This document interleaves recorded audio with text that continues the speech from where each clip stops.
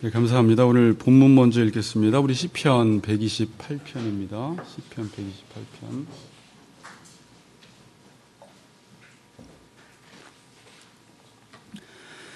시편 128편 오늘 세 번째 시간인데 오늘 마치도록 하겠습니다.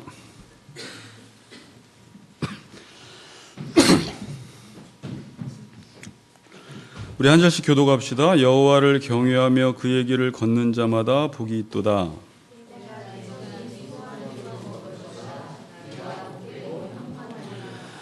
내 집 안방에 있는 내 아내는 결실한 포도나무 같으며 내 식탁에 둘러앉은 자식들은 어린 감람나무 같으리로다. 여호와께서 시온에서 내게 복을 주실지어다. 너는 평생에 예루살렘의 번영을 보며 자식을 볼지어다. 이스라엘에게 평강이 있을지로다. 아멘. 오늘 제목은 내 손이 수고한 대로 먹을 것이라. 우리 앞뒤 분들과 인사합시다. 손이 수고한 대로 먹는 은혜가 있기를 원합니다. 이렇게 인사합시다.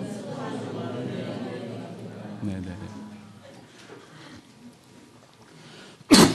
우리 아이 엄마들도 위에서 예배 잘 드려주시기 바랍니다. 네. 자, 두 번의 시간을 통해서 우리 1절을 살펴보았죠. 1절 여호와를 경외하며 그의 길을 걷는 자마다 복이 있도다 라는 말씀을 살펴보았습니다. 자, 1절은 이렇게 시작된다고 했습니다. 복이 있도다 이렇게 시작이 돼요. 선언하면서 복이 있도다. 누가 복이 있느냐? 여호와를 경외하며 그의 길을 걷는 자가 복이 있다라는 말입니다. 그러니까 성경에서는 복이 있도다. 어떤 상태에 있는 사람들이? 여호와를 경외하는 사람들, 그의 말씀을 따라 살아가는 사람들을 보니까 그 사람들은 복이 있도다라는 말입니다. 자, 여러분, 어떤 성도가 여호와를 경외하며 그의 길을 걸어가고 있습니다. 그럼 여러분들은 그를 바라보면서 참 저 사람 복이 있도다라고 평가하십니까?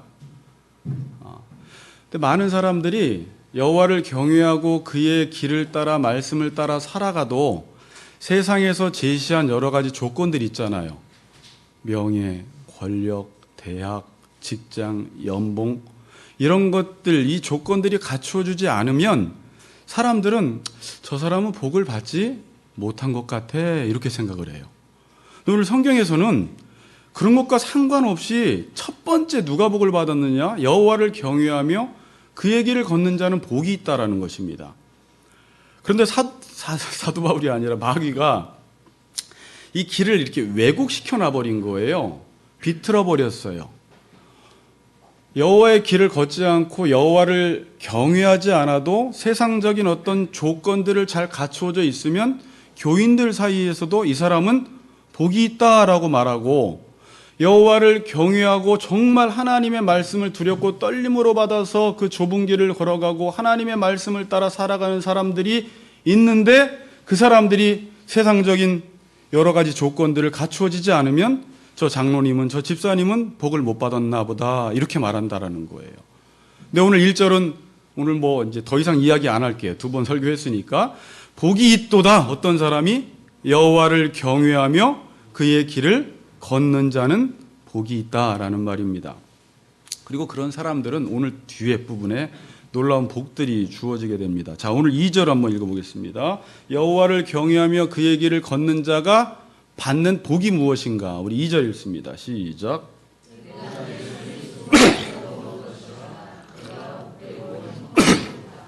네.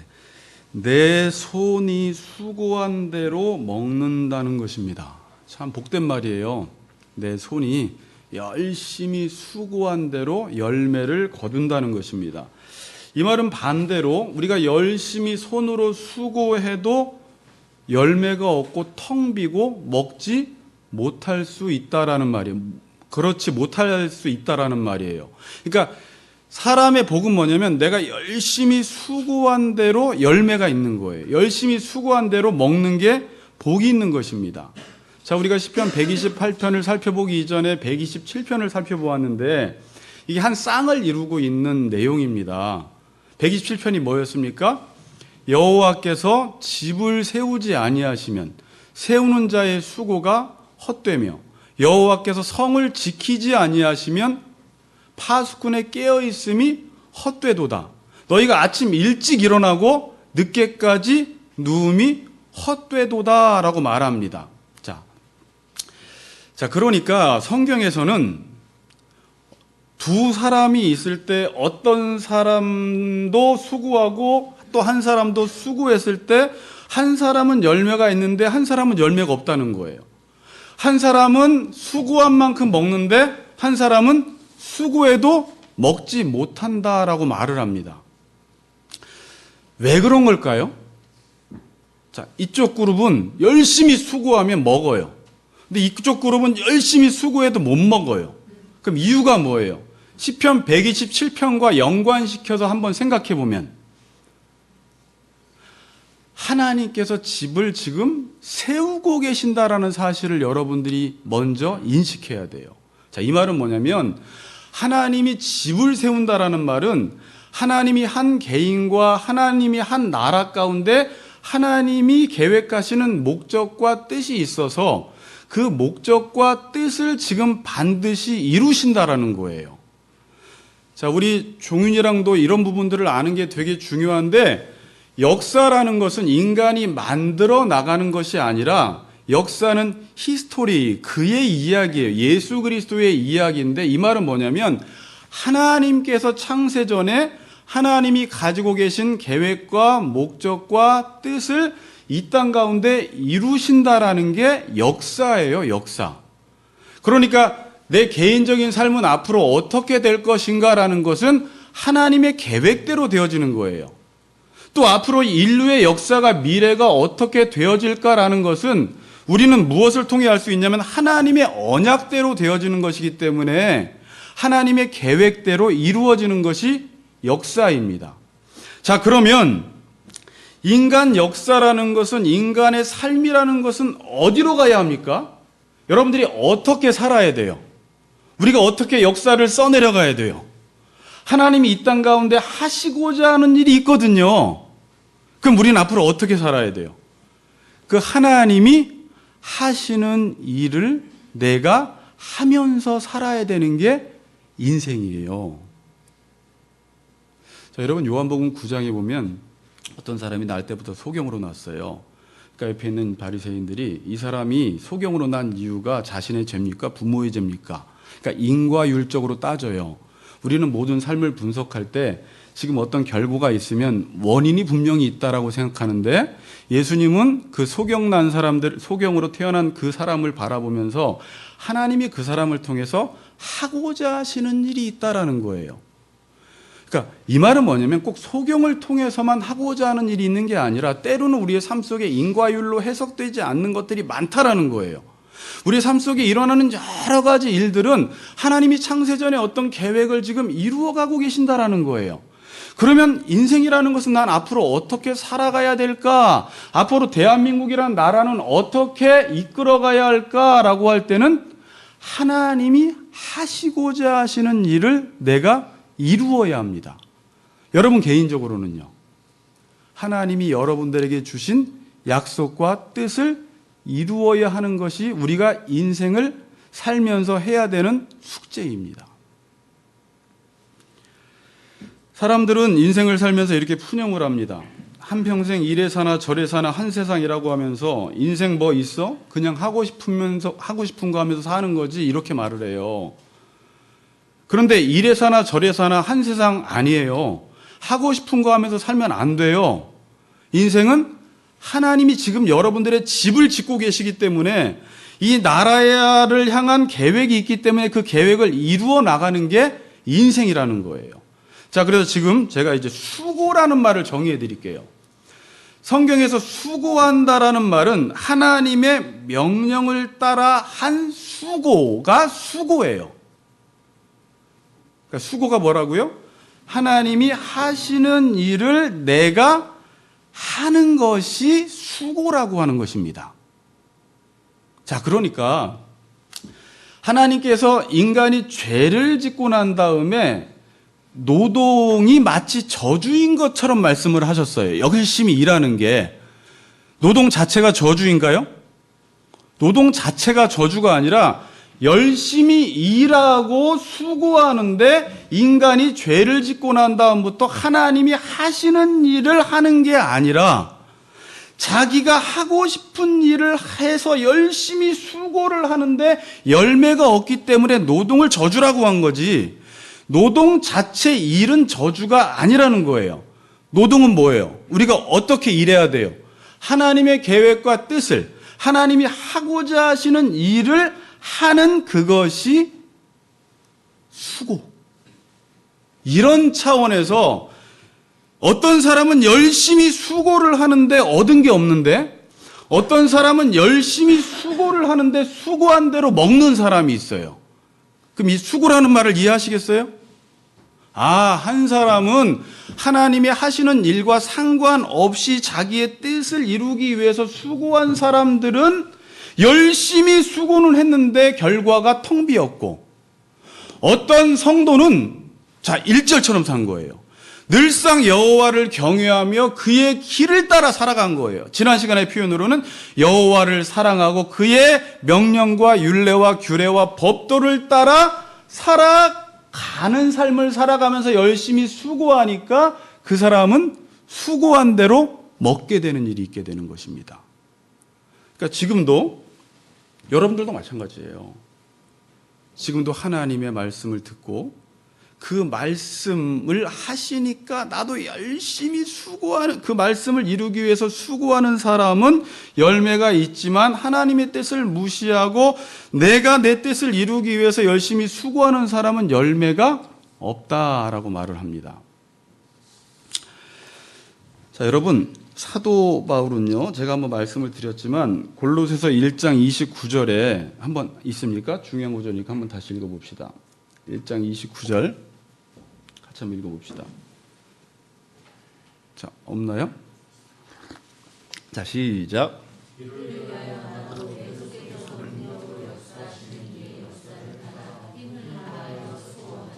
네, 추우세요? 더우세요? 괜찮습니까? 더우시면 끄시고 저만 덥나? 자, 이를 위하여 내 속에서 능력으로 역사하시는 이 역사를 따라 힘을 다하여 수고한다라고 합니다. 지금 사도 바울은 힘을 다해서 수고하는데 어떤 수고를 하는 거예요? 지금 하나님께서 내 속에서 능력으로 역사하시니까, 지금 하나님께서 내 안에서 어떤 일을 하시니까, 지금 하나님께서 나에게 말씀을 주시니까 그 말씀을 이루기 위해서 힘을 다해서 수고하는 것입니다. 이게 사도 바울이 사역했던 사역 철학이라고 제가 말씀을 드렸죠. 여기서 수고라는 단어가 코피아오라는 단어였는데 피로하여 지치다, 지칠 정도로 열심히 하다라는 말이에요. 그래서 제가 코피날 정도로 열심히 힘을 다해서 수고해라 그랬잖아요. 근데 이 수고는 어떤 수고라고요? 하나님이 내 속에서 능력으로 역사하시는 이의 역사를 따라 그 하나님의 역사를 이루기 위해서 수고한다라고 했습니다.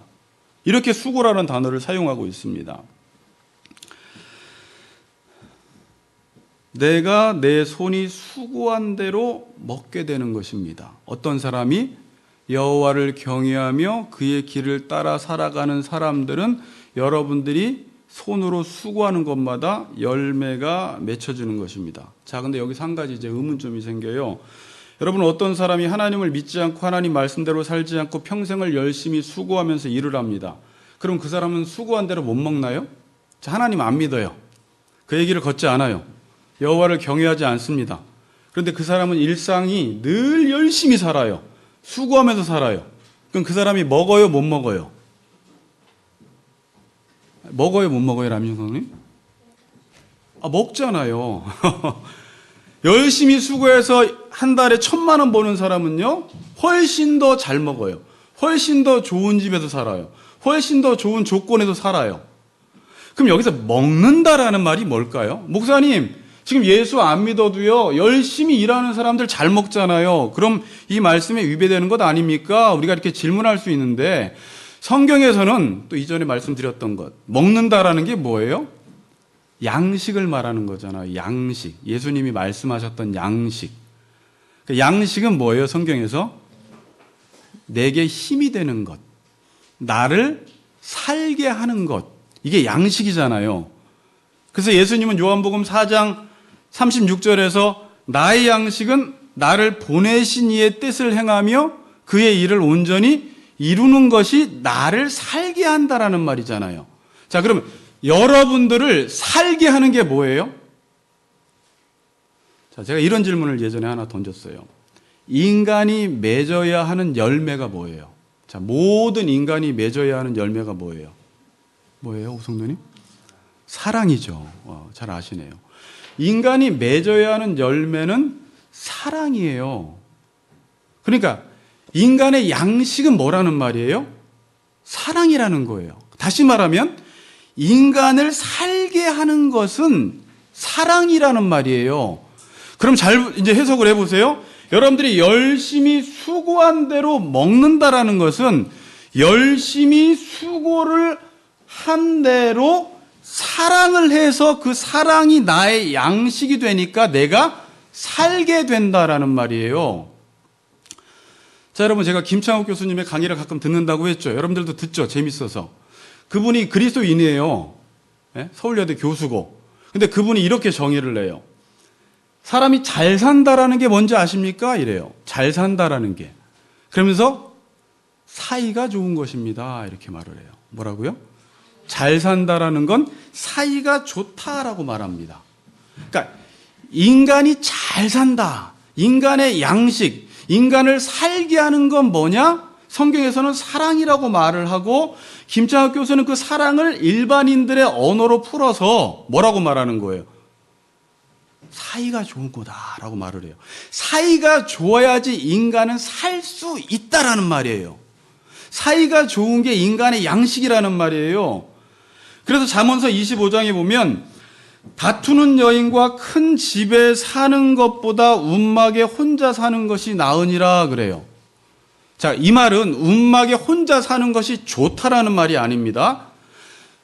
큰 집에서 사는데 그 여인과 매일 다퉈, 남자가.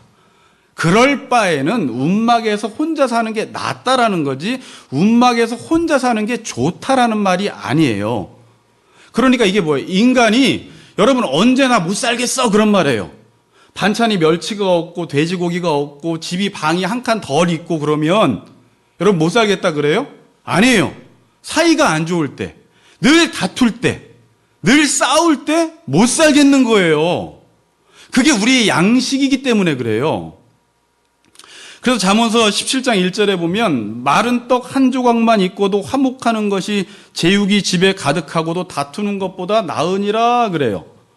그러니까 다퉈서는 인간이 살 수가 없다라는 말이에요. 아무리 제육이 많아도 고기가 많아도 큰 집에 살아도 인간을 살게 하는 것은 어떤 배부름이 아니라 사이가 좋아야지 잘 살지 사이가 좋지 않으면 삶이 죽겠는 거예요.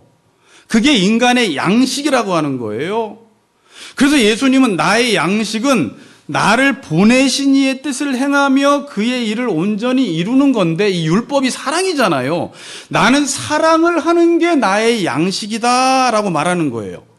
인간의 열매는 사랑이기 때문에 사랑하지 않고는 인간은 살 수 없다라는 거예요. 아무리 집이 크고 아무리 고기가 많아도 다투고서는 인간은 사라지지가 않는다라는 거예요. 살기는 살지만 죽을 맛이에요.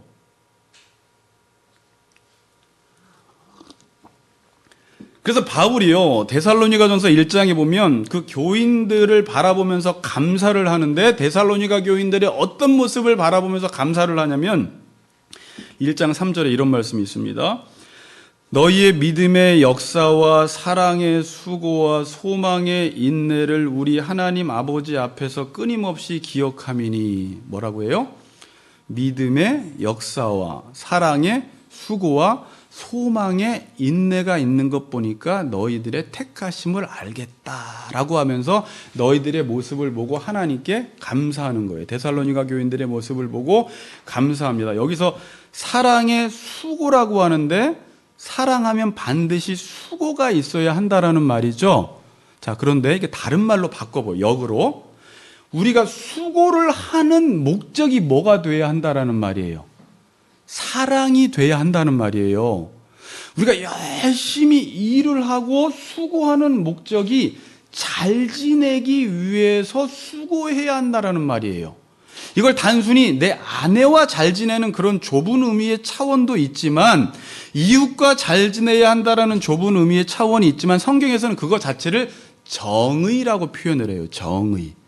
정의를 이루기 위해서, 공의를 이루기 위해서 열심히 수고를 하면 그 수고는 반드시 열매를 맺는다라는 말이에요.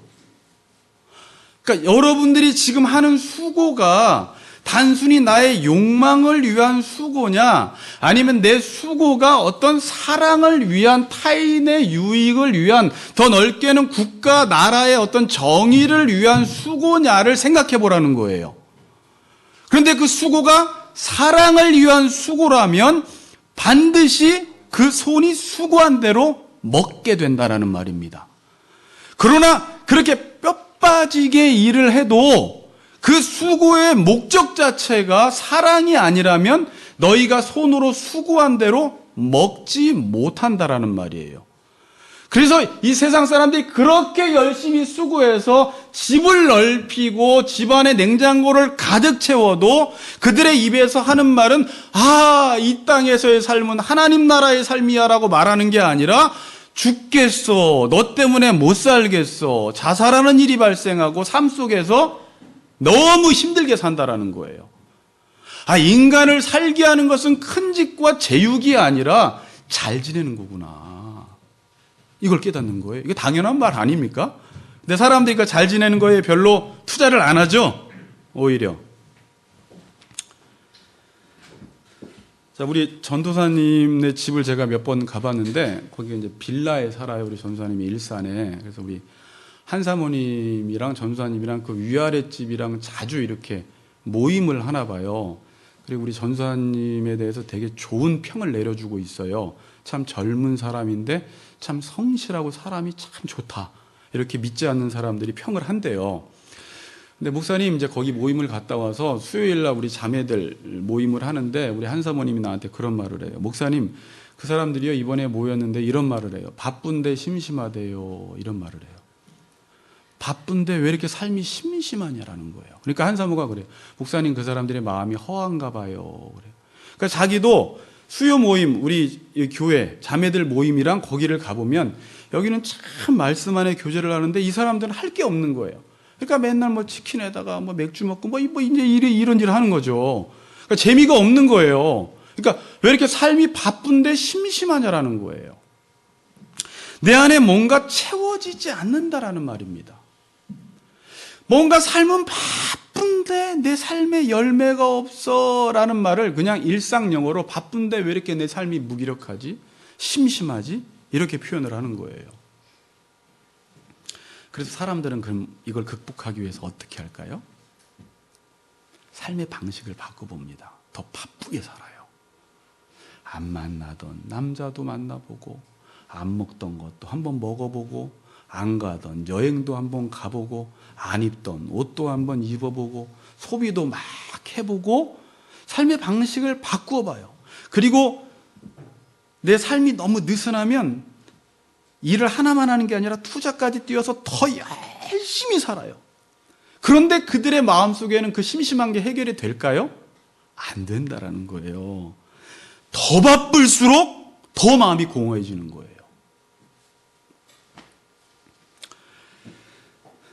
그러면 삶의 방식을 바꿔봐야 되는데 어떻게 바꿔봐야 될까요? 더 바쁘게 바꿔야 되는 건가요? 안 먹던 것을 먹어보면 되나요? 안 먹던 술을 마셔보면 되나요? 더 독한 담배를 펴보면 되나요? 그렇게 바꿔서는 이 마음이 채워지지가 않아요. 지금 제가 이제 여기와 연관되게 삶의 방식을 바꿔야 되는데 어떤 방식으로 바꿔야 돼요? 아까 사랑의 수고라고 했죠. 수고를 하려면 사랑할 수 있는 수고가 뭘까라고 생각해 봐야 돼요. 다른 사람을 위해서 한번 살아봐야 되겠다라는 삶의 방식을 바꿔봐야 돼요. 자, 그런데 제가 지금 이 얘기를 해도 보통 사람들이 어떻게 생각하냐면 그걸 대안으로 생각하진 않아요. 집을 더 넓힌다든지 일을 더 한다든지 먹을 걸 더 먹는다든지 안 가던 여행을 가는 방식으로 삶의 방식은 바꿔볼 생각을 하지만 내 삶의 공허함과 허한 마음을 채워보기 위해서 다른 사람을 위해서 살아볼까라고 생각하는 사람은 100에 한두 사람밖에 없다라는 거예요. 타인의 유익을 위해서 한번 살아봐야 되겠다. 지금 그렇게 해서 그 일을 위해서 수고를 하기 시작하고 자기의 재물을 쓰고 시간을 쓰고 자기의 에너지를 쓰기 시작하면 사도 바울처럼 하나님이 내게 능력으로 역사하시는 이의 역사를 따라 그 말씀을 이루기 위해서 코피하고 코피날 정도로 힘을 다해서 수고하면 내 생각에는 뭔가 내 삶 속에 채워지지 않을 것 같은데 오히려 거꾸로 놀라운 열매가 맺혀지기 시작한다는 거예요. 그런데 이렇게 생각하는 사람은 100에 하나 한둘밖에 없어요. 자, 여러분, 원숭이를 잡는 방법에 대해서 한번 들어보셨죠? 설교 시간에도 들어보셨고 동화책에는 없죠. 강의를 통해서 들어본 사람도 있을 거예요. 원숭이 잡는 방법이 뭐죠? 다 모르시는구나. 제가 알려드릴게요. 무거운 함에 구멍을 딱 손만 들어갈 정도로 뚫고 원숭이가 손을 집어넣고 그 안에 바나나를 넣어놓으면 원숭이가 바나나를 집죠. 그리고 함이 무겁기 때문에 들고 도망갈 수도 없어요. 그래서 원숭이가 그 바나나 때문에 자기가 죽는 줄도 모르고 이것만 놓으면 사는데 이걸 놓지 못해서 잡혀 먹습니다. 자, 제가 이 얘기를 지금 왜 할까요? 이 원숭이의 모습이 우리의 모습이라는 거예요. 지금 원숭이는 왜 죽죠? 자신이 쥐고 있는 것 때문에 죽어요. 자, 우리 인간들도 내가 저 바나나를 쥐어야지 살 것이라는 그 삶의 방식과 틀을 벗어나질 못해요. 그런데 그렇게 힘을 주면 줄수록 원숭이는 죽는데, 여러분, 인간도 마찬가지예요. 지금 원숭이는요, 수고를 하고 있습니다. 그 바나나를 먹기 위해서 힘을 다해 수고를 하는데 그 수고는 자기를 살리는 수고가 아니라 오히려 거꾸로 자기가 죽는 수고를 하는 거예요. 그럼 이때 어떻게 해야 돼요? 놔야 돼요. 힘을 풀어야 돼요. 그러면 살 수가 있는데 많은 사람들이 내가 힘을 그러니까 나를 향한 그러니까 많은 사람들이 내가 잘 살기 위해서 나를 위해서 힘을 꽉 주고 있어요. 인생이 왜 힘들다고 했어요? 예전에 법륜수님이 자기를 위해서 힘을 꽉 주고 있으니까 힘들다고 했잖아요. 그러면 자기를 위해서 힘을 쓰고 있는 그 힘을 풀어버리고 이 힘을 다른 사람을 위해서 한번 힘써 보면 내가 살아나는데 인간은 이 생각을 해요, 못해요? 못해요. 오히려 거꾸로 이걸 더 꽉 쪄야 된다고 생각을 해요. 여러분, 실력 없는 사람들이 힘주고 있는 거 아세요?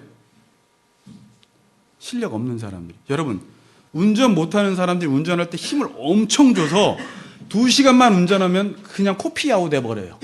피로해요. 헬스도요, 힘 준다고 잘하는 게 아니에요. 저도 가르쳐봤지만 힘을 뺄 때 빼고 줄 때 줘야 되는데 그냥 계속 힘주고 있으면 온몸이 굳어져서 나와요. 모든 것들은 힘을 줄 때 줘야 되는데 삶이 두려운 사람들은 그냥 자기 자신을 위해서 힘을 꽉 주고 있어요. 그런데 여러분, 사랑하기 위해서는 힘을 빼야 돼요. 어떤 힘을? 나를 향한 힘을 빼기 시작해야 돼요.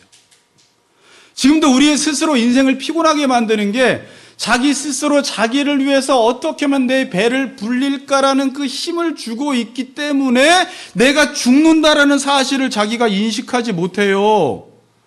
거꾸로 내 힘을 빼고 사랑하기 위해서 다른 사람을 위해서 삶의 방식을 바꿔놓고 그것이 나의 삶의 목표가 되면 그 일을 위해서 거꾸로 힘을 다 쏟아보는 거예요. 자기를 위해서 힘을 쓰던 그 힘을 타인을 위해서 하나님 말씀을 이루는데 다른 사람의 유익을 위해서 힘을 쓰기 시작하면 내 삶 속에 내 손으로 수고한 대로 먹게 되고 열매를 맺게 된다는 거예요. 자, 목사님 정말 그럴까요? 이건 제가 하는 말이 아니잖아요. 이게 하나님의 약속이라는 거예요. 그래서 여러분들이 레위기서 26장은 오늘 더 이상 말 안 할게요. 26장 3절은 그가 하나님의 명령대로 순종하면 나오는 축복이 있고, 26장 14절에는 그의 명령대로 순종하지 않을 때 온갖 재앙을 다 당해요. 그럼 사람이 축복을 받고 재앙을 당하는 이유가 뭐예요? 열심히 안 살아서 그런 게 아니에요. 좋은 대학 못 가서 그런 게 아니에요. 하나님의 말씀을 따라 살지 않으면 재앙을 받고, 하나님의 말씀을 따라 살면 축복을 받는다는 거예요. 이게 언약이라니까요. 그런데 우리도 원숭이처럼 이 바나나를 절대 못 넣는 거예요. 자기가 쥐고 있는 그 바나나 때문에 자기가 죽는 거예요. 처음에는 잘 사는 것 같죠. 처음에는 형통하는 것 같죠. 처음에는 집이 넓혀지는 것 같죠. 처음에는 자녀들이 잘 되는 것 같죠. 악인의 형통을 부러워하지 말라. 그들은 장래가 없겠고 그의 등불은 곧 꺼지니라 그래요. 잠언서에서. 사랑을 위해서 수고하면 수고한 대로 먹는다라는 거예요. 지금 오늘 본문이. 2절 한번 읽어보세요. 다시 한번 시작. 2절 시작.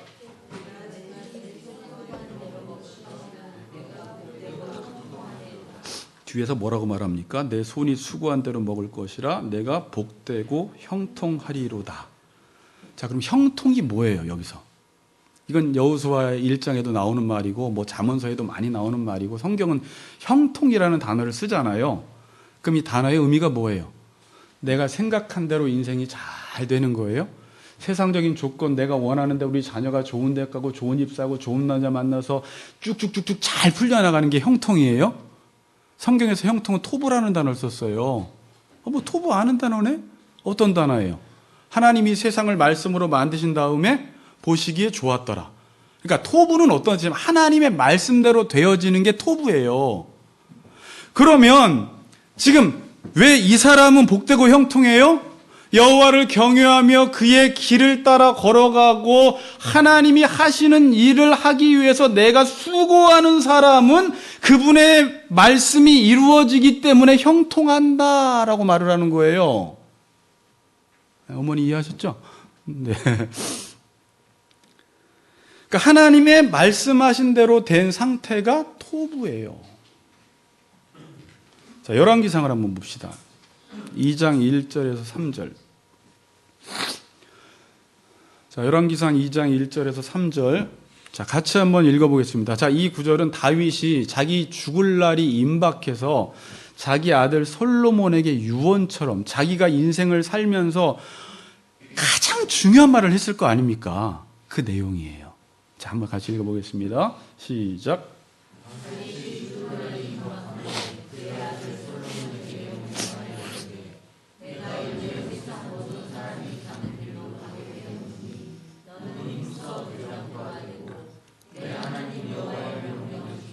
그 길로 행하여 그 법률과 계명과 율례와 증거를 모세의 율법에 기록한 대로 다 지키라. 그리하면 내가 무엇을 하든지 어디로 가든지 형통할지라. 아멘.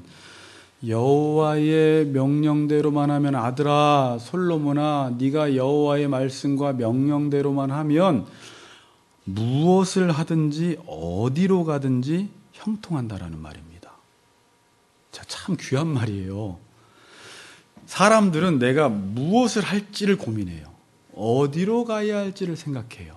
그렇게 해서 인생을 형통케 해보려고 노력을 하는데 성경은 그렇게 말을 안 해요.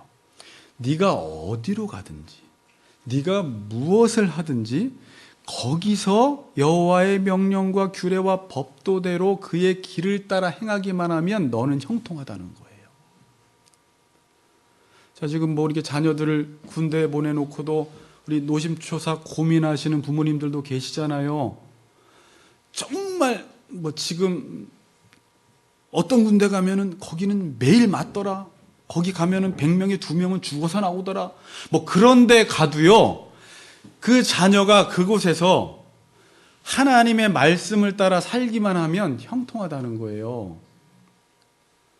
여러분, 우리 자녀들이 꽃길만 걸어가길 원하시죠? 아니죠.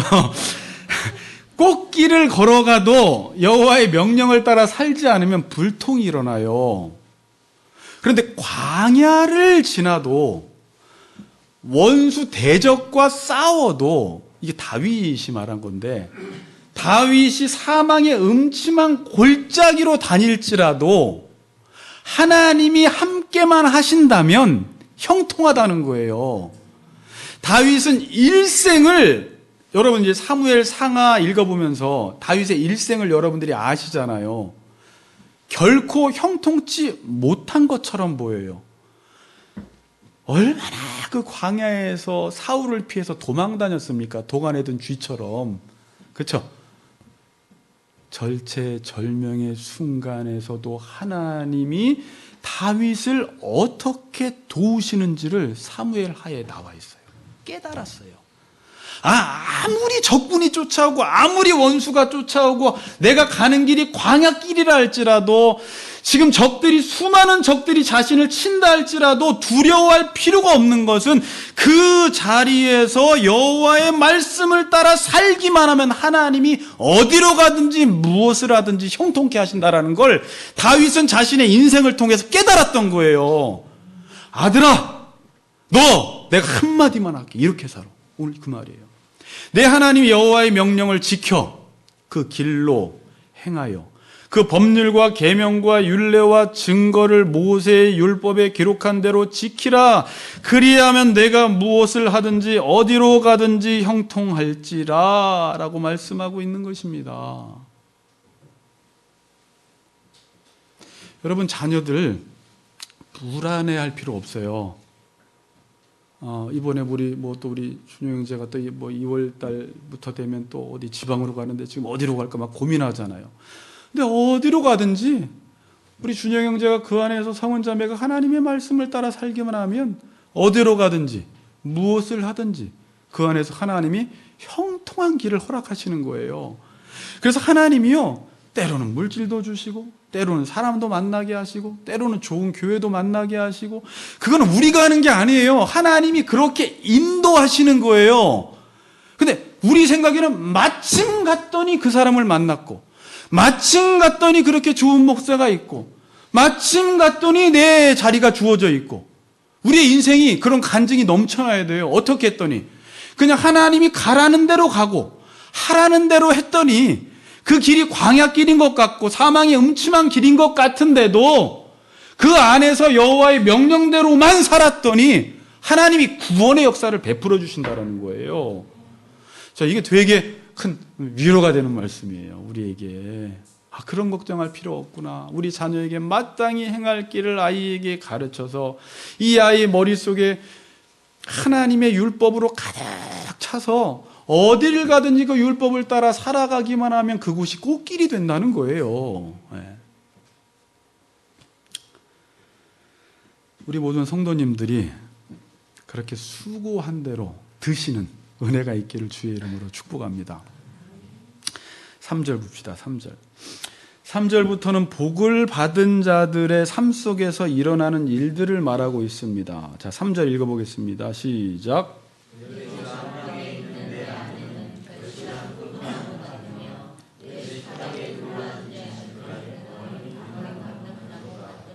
네, 복받은 자들의 삶 속에서 일어나는 일들이 뭡니까?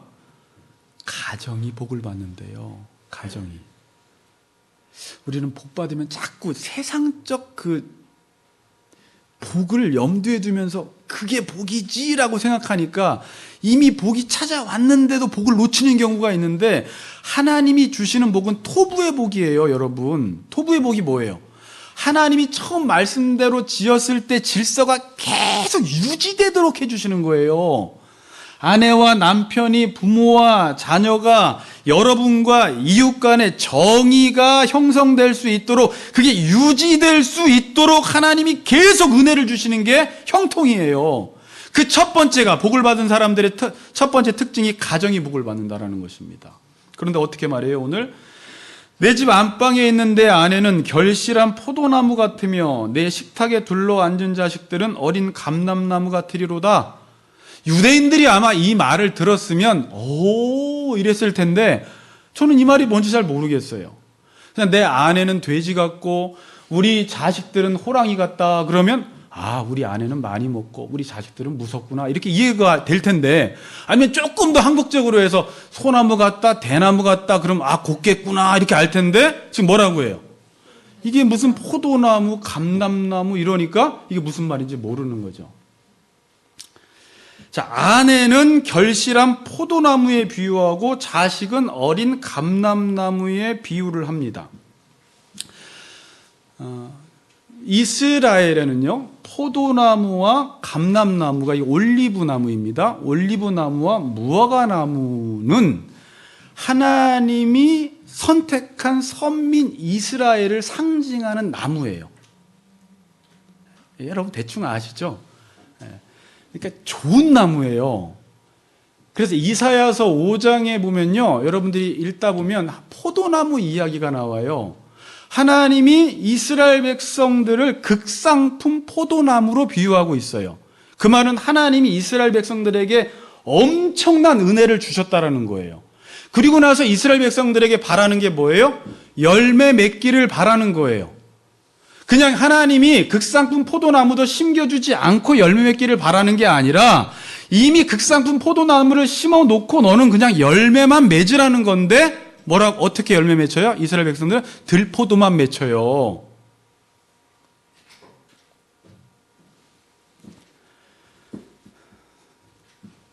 자, 이사야서 5장 7절에 보면요, 그러니까 포도나무는 열매를 맺혀야 됩니다. 자, 근데 이제 5장 7절에 보면 이런 말씀이 있습니다. 무릇 만군의 여호와의 포도원은 이스라엘 족속이요 그가 기뻐하시는 나무는 유다 사람이라. 그들에게 정의를 바라셨더니 도리어 포악이요 그들에게 공의를 바랬더니 도리어 부르짖음이로다 그럽니다. 그러니까 포도나무는 열매를 맺어야 되는데 이스라엘 백성들에게 하나님이 은혜를 주셔서 그들은 사랑의 열매를 맺어야 되는데 사랑의 열매를 맺지 못한 거예요. 그럼 하나님이 그걸 제해버리십니다. 그런데 지금 이사야서 5장 7절은 제가 왜 읽었냐면 포도나무가 열매를 맺는다라는 의미를 풀어놓고 있어요. 그게 뭐예요? 공의와 정의를 행하라는 거예요. 지금 이스라엘 백성들이 열매를 맺는다라는 말은 공의와 정의를 행하라는 것이구나. 근데 구약 성경에서 공의와 정의를 행하라는 것은 쉽게 이렇게 표현해요. 공동체의 삶을 유지시켜 나가라는 거예요. 자, 쉽게 뭐라고요? 공동체의 삶을 유지시켜 나가라는 거예요. 하나님이 가정을 주셨으면 가정의 정의가 흘러갈 수 있도록 그 삶을 유지하라는 거예요. 국가가 정의가 유지될 수 있도록 그 공동체의 삶을 유지시켜 나가라는 거예요. 뭘로? 하나님의 명령과 하나님의 말씀으로. 그러니까 결실한 포도나무 같다라는 말이 뭐예요?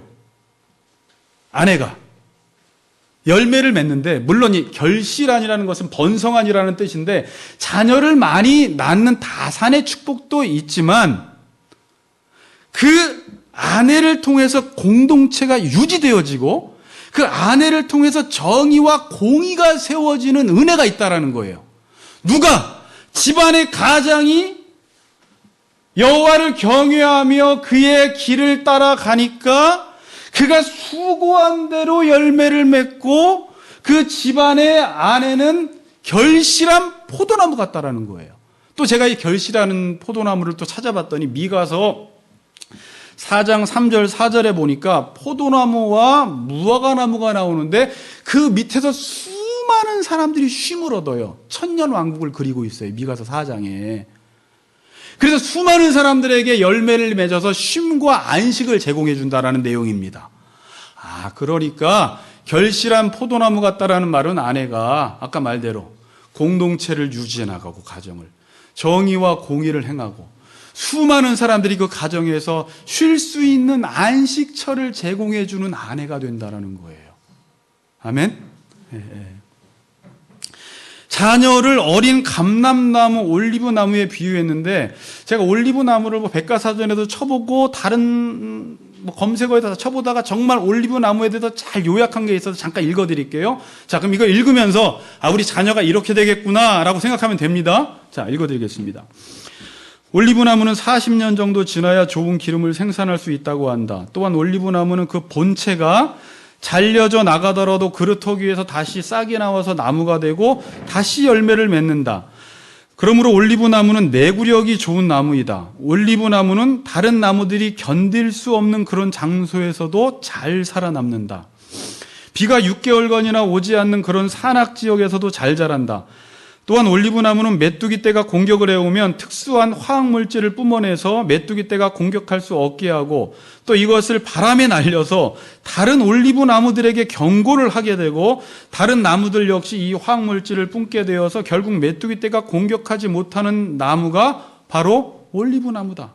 그래서 고대 시대 유대인들에게 올리브 나무는 인내와 영원함을 상징하게 되었다.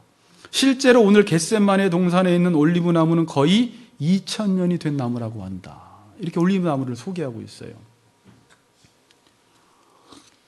인내와 영원함을 상징한다고 하는데, 오늘 올리브 나무의 특징은요, 제가 이걸 쫙 보니까 올리브 나무는 다른 나무들이 견딜 수 없는 그런 장소에서도 잘 살아남는다라는 것입니다. 생명력이 아주 강하다라는 거예요. 인내와 영원함을 상징한다는 거예요. 그리고 다른 나무들에게도 좋은 영향력을 발휘한다는 것입니다. 자기도 살고 다른 사람도 살려내는 나무예요. 그럼 우리 자녀가 어린 감람나무가 된다는 게 뭐예요? 어디를 가나 하나님이 아까 열왕기상 다윗이 솔로몬에게 이야기한 것처럼 어디를 가나 무엇을 하든지 형통하다는 거예요. 거기서 살아남는다는 거예요. 그리고 수많은 사람들을 살려내는 일을 하는 것입니다. 누가?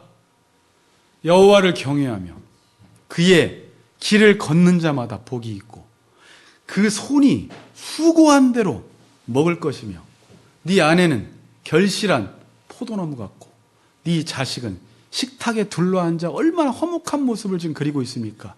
둘러앉아서 어린 감람나무 같다. 생명력이 강하고 어디다 던져놔도 자신도 살아나고 남들도 살리는 영향력 있는 인생을 살아간다라는 것입니다. 별로 기분 안 좋으세요? 네.